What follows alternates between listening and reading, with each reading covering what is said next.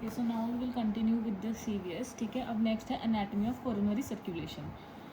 There is aortic sinus of Valsalva. Aortic sinus of Valsalva होता है, ठीक है, जिसमें एंटीरियर एयोटिक साइनस में क्या है हमारे पास, एंटीरियर आगे वाली साइनस से आती है राइट कोरोनरी आर्टरी.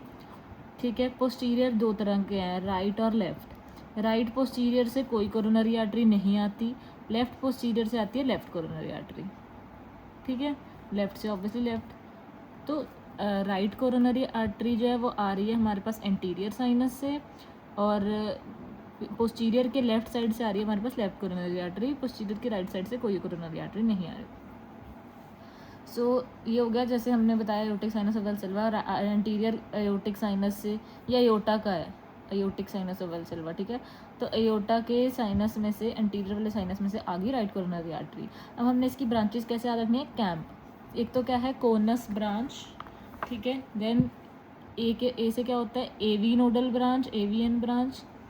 एम से क्या है राइट मार्जिनल आर्टरी, मार्जिनल जो मार्जिन मतलब उस राइट साइड के लेटरल पार्ट को, वेंट्रिकल के लेटरल पार्ट को सप्लाई करेंगे. लास्ट है P, that is most important, posterior descending artery.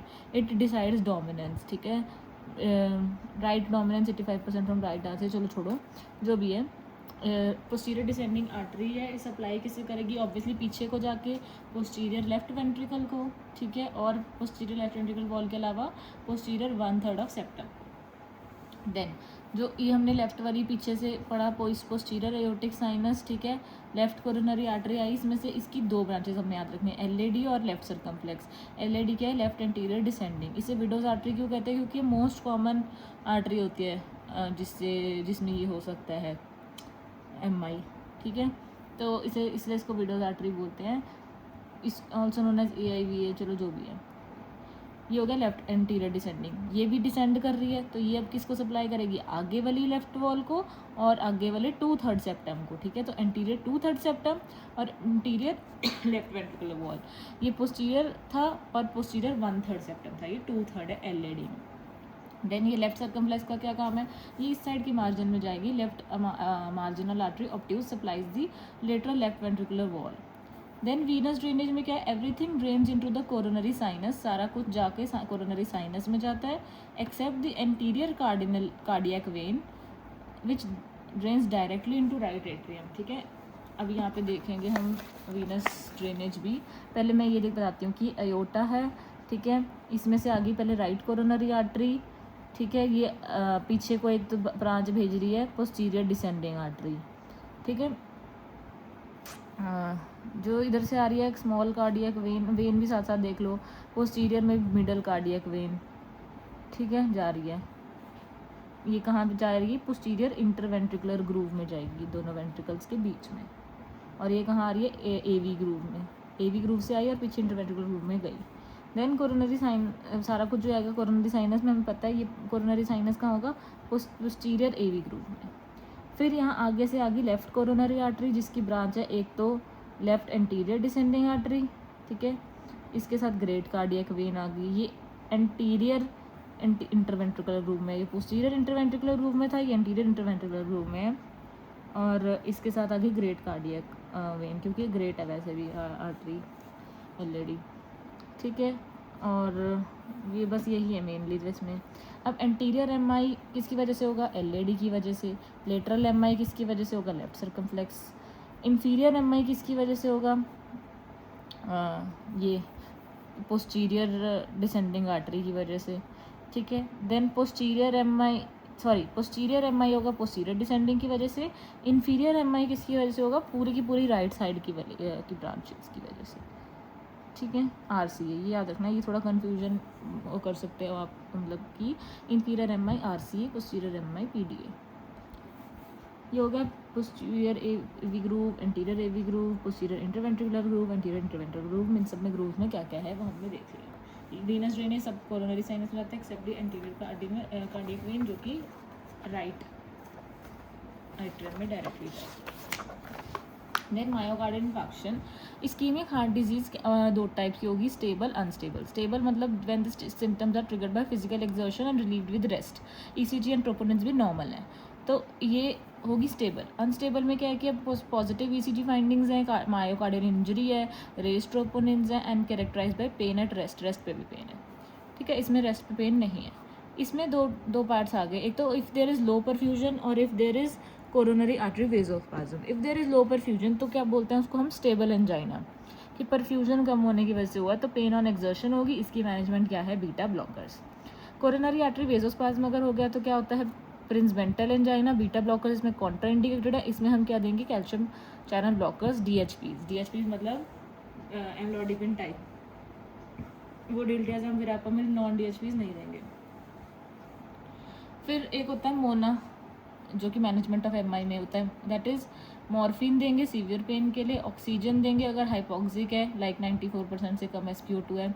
Nitrates को हम अवॉइड करेंगे इन्फीरियर वॉल एमआई, क्योंकि देर इज़ रिड्यूस प्रीलोड, ठीक है। तो ये इंपॉर्टेंट पॉइंट है कि नाइट्रेट्स को हमने नहीं देना in inferior wall MI. Aspirin start करेंगे अलॉन्ग विद स्टैटिन्स। पर ये जो मोना अब ना पुराना हो गया है, अब मेन जो हम करते हैं चीज़ वो क्या करते हैं, अर्ली रीपरफ्यूजन, पहले पीसीआई या थ्रोम्बोलिसिस से उसे वापस रीपरफ्यूज़ करो जगह को, एंड डुअल एंटी प्लेटलेट और एंटीकोएगुलेंट प्रेफर्ड ओवर दी मोनाना।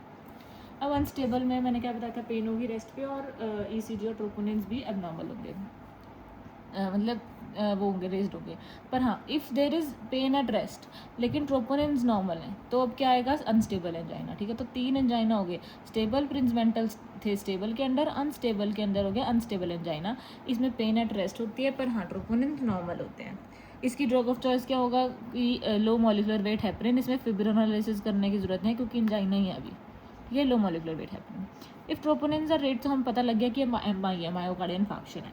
ये 2 टाइप्स की होगी, ST elevation, ST depression, that is NSTEMI, STEMI and NSTEMI. जो एसटी एलिवेशन एमआई होती है उसमें ट्रांसम्यूरल इन्फार्क्ट होता है, कंप्लीट कोरोनरी ऑक्लूजन होती है।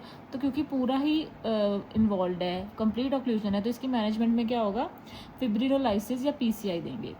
अगर मतलब इसमें एंटीरियर में एन्यूरिज्म और फ्री वॉल रप्चर हो सकता है, पोस्टीरियर में कंडक्शन ब्लॉक हो सकता है। एसटी डिप्रेशन एनस्टेमाई है तो थ्रोम्बस कॉजिंग पार्शियल ब्लॉक, तो अब ब्लॉक पार्शियल है तो फिर अभी हम फिब्रिनोलाइसिस नहीं करेंगे, अभी हम इसमें लो मॉलिक्यूलर वेट हेपरिन दे देंगे, ठीक है। अब सेम चीज़ इसमें टेबल में देखेंगे। पहले तो क्या था हमारे पास, स्टेबल एंजाइना और प्रिंसमेंटल एंजाइना, ये स्टेबल एंजाइना और प्रिंसमेंटल एंजाइना, ठीक है। तो इनमें क्या है, पेन ऑन एक्सर्शन है, ठीक है। ट्रोपोनिन दोनों में नॉर्मल है, नेगेटिव है मतलब, और ईसीजी भी दोनों में, और ईसीजी भी फाइंडिंग्स कुछ नहीं है, बट हाँ प्रिंसमेंटल में अगर वेसोस्पाज्म होगा तो transient ST elevation can be seen. Infarction दोनों में नहीं है। इसमें हम क्या दे रहे थे, बीटा ब्लॉकर्स, जो कि हार्ट रेट को कम करेंगे ऑक्सीजन डिमांड कम करके, और इसमें हम सीसीबीज दे रहे थे। फिर हमने पढ़ा अनस्टेबल एंजाइना, एनस्टेमाई और स्टेमाई। इन तीनों में रेस्ट और एक्सर्शन पे पेन कुछ भी हो सकता है। अनस्टेबल क्या होता है, जब स्मॉल वेसल्स ब्लॉक हो जाएंगी। एनस्टेमाई अगर पार्शियल ब्लॉकर, ये ट्रांसम्यूरल इन्फार्क्ट है। तो ट्रोपोनिन हमने पढ़ा था कि अनस्टेबल में नॉर्मल नेगेटिव होते हैं, स्टेमाई में पॉजिटिव होते हैं, और एनस्टेमाई में भी पॉजिटिव होते हैं। अनस्टेबल एंजाइना में क्या होगा, ST depression, T wave inversion. NSTEMI में भी ST depression, T wave inversion. अब एस्टेमाई का नाम ही क्यों है, इसमें खास बात क्या है, इसमें एसटी एलिवेशन हो रही है। इन्फाक्शन अनस्टेबल में नहीं होता, बट स्टेबल इसमें एनस्टेमाई में सब एंडोकार्डियल होता है, एनस्टेमाई में ट्रांसम्यूरल होता है। मैनेजमेंट क्या है, अनस्टेबल का और एनस्टेमाई का लो मॉलिकुलर वेट हेपरिन, इनमें फिब्रिनोलाइसिस नहीं करते। स्टेमाई में पीसीआई फिब्रिनोलाइटिक्स देते हैं। साथ में statin, aspirin, clopidogrel, prasugrel, anticoagulant therapy वगैरह तो सब में दे ही सकते हैं। अब अगर तो अनस्टेबल होता है, बेसिकली स्टेमाई होता है, फिर तो हमने एकदम से बस फिब्रिनोलाइसिस पीसीआई कर देना है, ठीक है। पर अगर एन स्टेमाई है तो तब हम पीसीआई करना चाहते हैं तो हम कब करेंगे, ठीक है। So for STEMI immediate PCR fibrinolysis preferred. In NSTEMI it can be immediate, ठीक है, लेस देन 2 आवर्स के अंदर, can be early less than 24 hours, और can be delayed 24 to 72 hours. तो इमीडिएट कब करेंगे, अगर हीमोडायनेमिकली ही अनस्टेबल है, कार्डियोजेनिक शॉक है, हार्ट फेलियर है। अर्ली कब करेंगे, जब देर इज़ राइज और फॉल इन ट्रोपोनिन हो रहा है तो हमें लग रहा है कुछ गड़बड़ हो रही है, तो 1 दिन के अंदर कर देंगे। डायनामिक एसटी चेंजेस अगर आ रहे हैं, ठीक है। डिलेड कब करेंगे, जब डायबिटीज़ मेलाइटस में क्यों करेंगे पीसीआई, बिकॉज इसमें साइलेंट अटैक के चांसेस होते हैं। प्रायर सीएबीजी हो रखा है तो हाई रिस्क पे पेशेंट तो कर देंगे। देन कार्डियक बायोमार्कर्स मतलब ट्रोपोनिन वगैरह हम चेक करते हैं। सबसे अर्लीस्ट टू राइज क्या होता है, IMA मतलब इस्कीमिक मॉडिफाइड एल्ब्यूमिन। तो वैसे तो एल्ब्यूमिन सबसे पहले बढ़ता है, ठीक है। फिर HFABP that is heart type fatty acid binding protein, फिर मायोग्लोबिन, ये हो गया। बट चलो जो हम अभी बेसिकली देखते हैं कि सबसे पहले बढ़ा मायोग्लोबिन है ना इसका, उसके बाद आफ्टर डे मतलब best after day 1 is troponin बढ़ना शुरू होता है। ट्रोपोनिन एक हफ्ते के लिए रहता है ब्लड में और फिर डिक्रीज होता है। देखो यहाँ पे डिक्रीज होना शुरू हुआ, ये 7 दिन के अराउंड डिक्रीज होना शुरू हो गया। डेथ फॉर रीइन्फेक्शन क्या है, सीरियल ट्रोपोनिन कर लो, बार बार ट्रोपोनिन करके देख लो कि बढ़ रहा है कम हो रहा है क्या है, रीइन्फेक्शन तो नहीं हो रही। तो ये है। तो इस ग्राफ में हम देखेंगे सबसे जो पहले राइज हुआ, सबसे पहली जो मतलब बिल्कुल ही स्टार्टिंग में 1 आवर से पहले ही राइज होना शुरू हो गया, दैट इज़ मायोग्लोबिन, 2 डेज तक कम हो गया। फिर ये है CK नेक्स्ट, और जो 1 आवर के बाद चल के 7 डेज के बाद डिक्रीज होना शुरू हो जाता है ट्रोपोनिन, ठीक है। Reperfusion therapy in STEMI. अब क्या होता है, STEMI patient who is a candidate for reperfusion, अब हमें पता है हम स्टेमाई के लिए आया है पेशेंट, हमने उसको रीपरफ्यूजन करना है।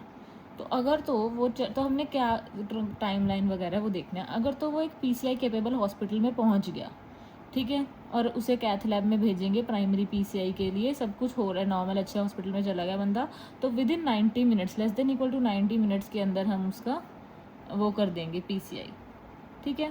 पर अगर क्या हुआ कि वो एक नॉन PCI पहले हॉस्पिटल में आसपास की डिस्पेंसरी में ले गए या कुछ ऐसा जहाँ PCI नहीं हो सकती, ठीक है, तो हमने उसे, डॉक्टर ने समझाना है कि भाई तुम्हें इस चीज़ की ज़रूरत है, तुम यहाँ से निकलो, अपना टाइम वेस्ट यहाँ मत करो और अगले हॉस्पिटल में एक एडवांस अपने सेकेंडरी टर्शियरी हॉस्पिटल जहाँ पे भी जाना है वहाँ जाओ, ठीक है।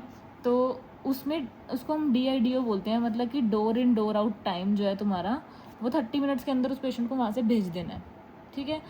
फिर उसके बाद वो अगले जब उसको हॉस्पिटल में ट्रांसफ़र करेंगे उसको प्राइमरी PCI के सेंटर में, तो फिर first medical contact device time as soon as possible and less than equal to 120 minutes, मतलब वहाँ पे जाके अब less than equal to 120 minutes के अंदर PCI कर दिया। 120 मिनट्स ऐसा कुछ स्पेसिफिक नहीं है क्योंकि हम 90 मिनट्स के अंदर कर रहे थे, ठीक है। फर्स्ट मेडिकल कॉन्टैक्ट के बाद हम 90 मिनट्स के अंदर कर रहे थे, तो अब इसमें फर्स्ट मेडिकल कॉन्टैक्ट से अगर हम शुरू करें तो पहले उसको इस हॉस्पिटल में जाने में फिर 30 मिनट इन आउट में भी लग गए और फिर अगले हॉस्पिटल में आते हैं तो उसे टाइम लग गया, तो हम 90 + 30 120 मिनट्स इसको यहाँ पे दे देंगे। 90 यहाँ पे भी दिए, 90 यहाँ पे भी दिए, पर इसको 30 मिनट आने जाने में एक्स्ट्रा लग गए, ठीक है। अब अगर हमें पता है कि ये बंदा अभी भी प्राइमरी PCI में नहीं पहुंच सकता, ठीक है, क्योंकि maybe due to some reason कि दूर है हॉस्पिटल या कोई ऐसी सेटिंग में है जहाँ पे ये हो ही नहीं पा रहा है इतने टाइम में, तो हम उसे तब तक के लिए हम क्या करेंगे,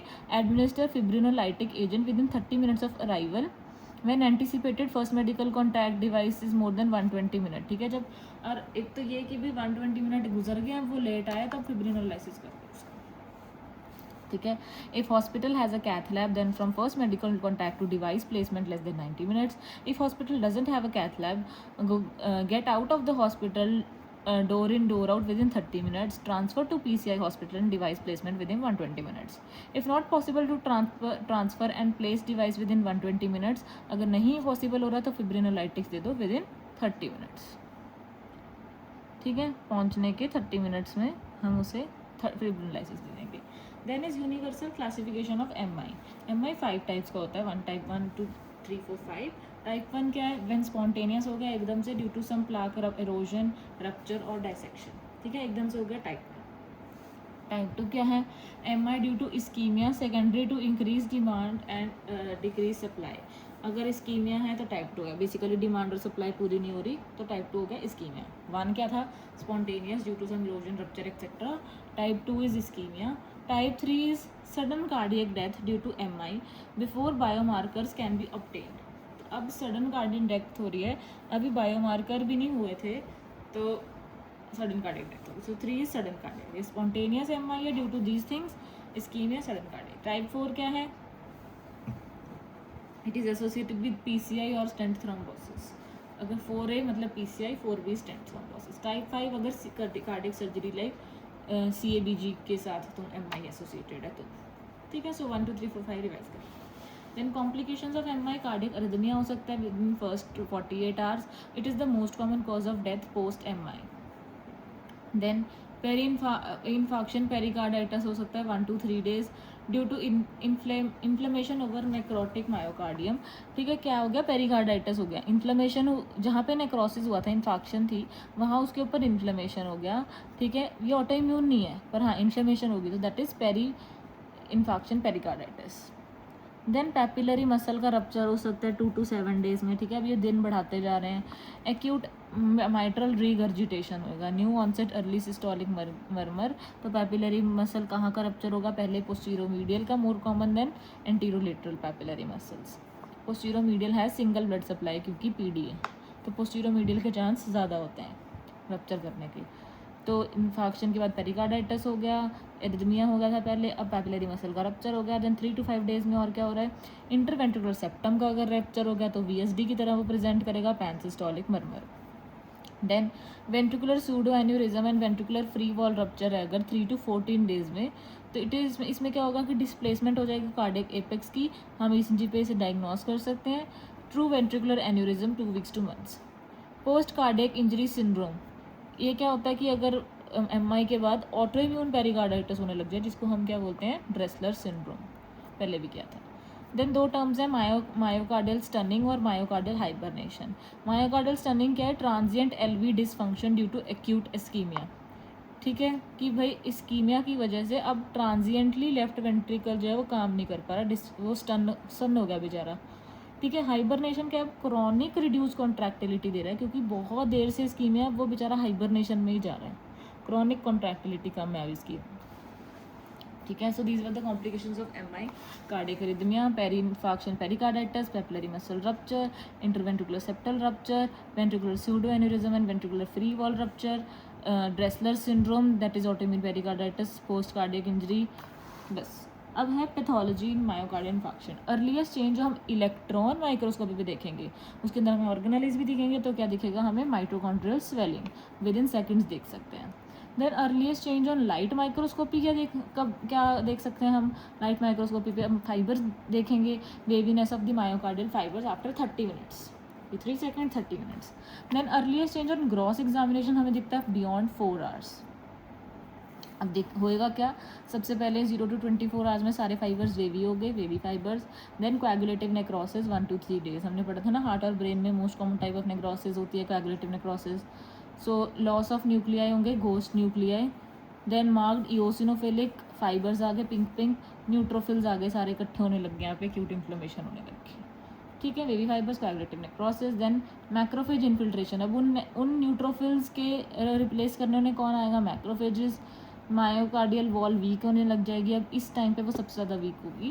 पैपिलरी मसल के रप्चर भी यहाँ पे हो सकता है. देन उसके बाद 7 to 14 हफ्ता हो गया, अब धीरे धीरे क्या होने लग जाएगा, new angiogenesis, granulation, tissue formation होने लग जाएगी. Then scar tissue more than 14 days, increasing collagen deposition. ठीक है, कोलेजन आने लग गया, सेलुलैरिटी कम होगी एंड प्रोग्रेसिव स्कार फॉर्मेशन हो गया. देन कुछ छोटी मोटी बातें हैं कि टीटीसी स्टेन क्या होता है, that is triphenyl tetrazolium chloride.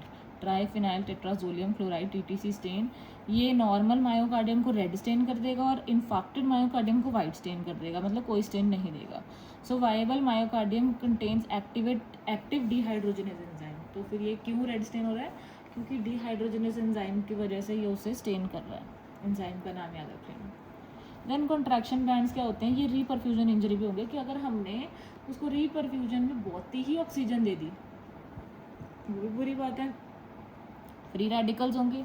तो इंटेंसली इओसिनोफिलिक ट्रांसवर्स बैंड्स दिखते हैं हमें, कॉन्ट्रैक्शन बैंड्स बोलते हैं उन्हें, due to hyper contraction of sarcomere. Sarcomere hyper contract करेंगे, ठीक है, cause by massive calcium influx बहुत ज़्यादा होगा एंड इरिवर्सिबली इंजर्ड हो जाएंगे मायोसाइट्स.